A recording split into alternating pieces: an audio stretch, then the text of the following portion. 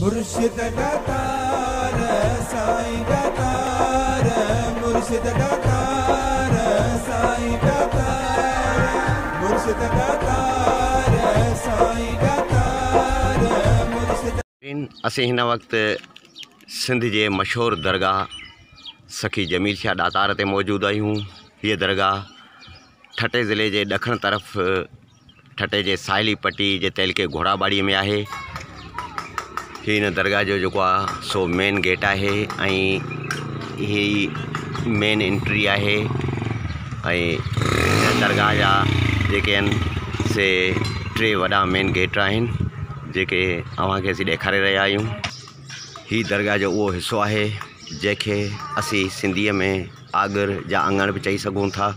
ऐं ही साम्हूं जेको आहे ॾिसो पिया, इहो दरगाह में अंदरि वञण जो रस्तो आहे ऐं इहो दरगाह जो जेको अंदरियों मेन गेट आहे उहो आहे। नाज़रीन, ही जेको आहे सो दरगाह जो मेन दरवाज़ो आहे ऐं असीं हिन ई दरवाज़े जे रस्ते सां हिन ई दरवाज़े खां जेको आहे सो दरगाह जे अंदरि दाख़िल थींदासीं। नाज़रीन, ही दरगाह जो ॿाहिरियों हिसो आहे ऐं ही तव्हां हुनजो मुक़बरो ॾिसी रहिया आहियो। ही दरगाह जो ॿाहिरियों हिसो आहे जेको असीं अव्हांखे ॾेखारे रहिया आहियूं। ऐं हीउ जेको आहे क़ब्रिस्तान बि हिते मौजूदु आहे ऐं हिते जॾहिं मेलो लॻंदो आहे तॾहिं हिते माण्हू जेके ज़ाइरीन ईंदा आहिनि उन्हनि जी बि रिहाइश हूंदी आहे ऐं उहे बि अची हिते जेको आहे सो रहंदा आहिनि। हीउ सॼो उनजो हिसो आहे। हीउ हिसो जेको आहे इहो बि दरगाह जो मथियो हिसो आहे ऐं हीउ जेको आहे सो थलो ठहियलु आहे। हिते जेको दरगाह ते ज़ाइरीन अचनि था उहे हिते अची रहनि था ऐं मेले में जेको 2 ॾींहं हिन जो मेलो लॻंदो आहे, 2 रातियूं, उन मेले में हिते ज़ाइरीन ईंदा आहिनि ऐं अची रहंदा आहिनि। हिन दरगाह ते जेको आहे सो इंडिया, अमेरिका, ईरान ऐं ॿियनि मुख़्तलिफ़ मुल्कनि खां ज़ाइरीन अचनि था ऐं उहे हिते जेको आहे सो 2-2 ॾींहं 3-3 ॾींहं रहंदा बि आहिनि। हीउ सिंध जो मशहूरु बुज़ुर्ग आहे, सखी जमील शाह दातार जी दरगाह आहे। हीउ हिसो जेको तव्हांखे असीं ॾेखारे रहिया आहियूं, इहा उन दरगाह सां गॾु ई मस्जिद ठहियलु आहे। जे मस्जिद जो ॿाहिरियों हिसो आहे ऐं अंदरूनी हिसो जॾहिं असीं दरगाह में दाख़िल थींदासीं त तव्हांखे ज़रूरु ॾेखारींदासीं।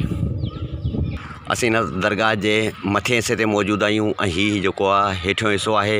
हिन ते हे मुख़्तलिफ़ जेके आहिनि से थला ठहियलु आहिनि ऐं उहे थला जेके आहिनि उहे बि माण्हुनि जी रिहाइश जे लाइ ठाहिया विया आहिनि, जिथे फैमिलियुनि सां माण्हू अचनि था ऐं उहे रहनि था।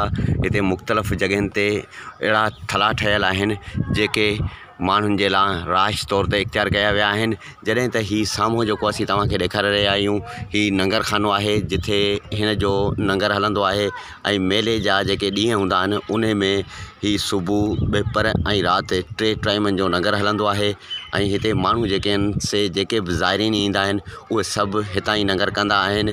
ऐं हिन दरगाह ते वॾी ॻाल्हि इहा ई आहे त हिन दरगाह ते मेले दौरान जेको आहे ज़ाइरीन। नाज़रीन, ही दरगाह जो अंदरियों हिसो आहे ऐं हीअ दरगाह आहे हज़रत सखी जमील शाह दातार जी, जेकी तव्हांखे असीं ॾेखारियूं था। ऐं हिते जेके ख़लीफ़ा आहिनि उन्हनि सां बि असीं ॻाल्हि ॿोल कंदासीं ऐं हिन दरगाह जे बारे में उन्हनि खां पुछंदासीं।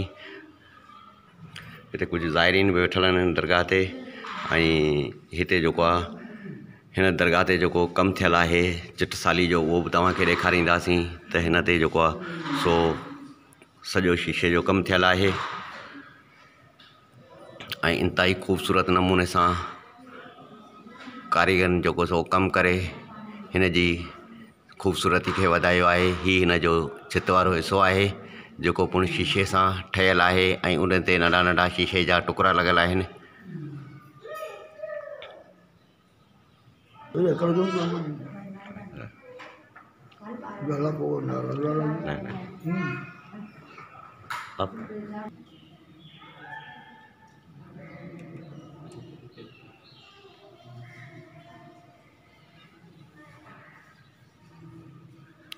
नाज़रीन, ही दरगाह जो जेको आहे अंदरियों हिसो आहे जेको बि ॾिसो था ऐं हीउ केॾो ख़ूबसूरत ठहियलु आहे ऐं हिन ते जेके आहे सा केॾी महिनत थियलु आहे।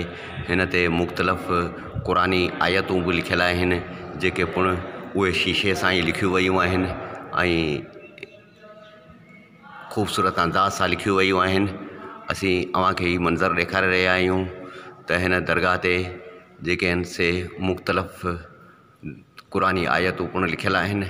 जॾहिं त हिन दरगाह ते जेको आहे सो सुजरो पिणु लिखियल आहे त ही बुज़ुर्ग किथां आयो ऐं हिन जो सुजरो जेको आहे सो सॼो हिन बोर्ड ते बि लिखियो वियो आहे।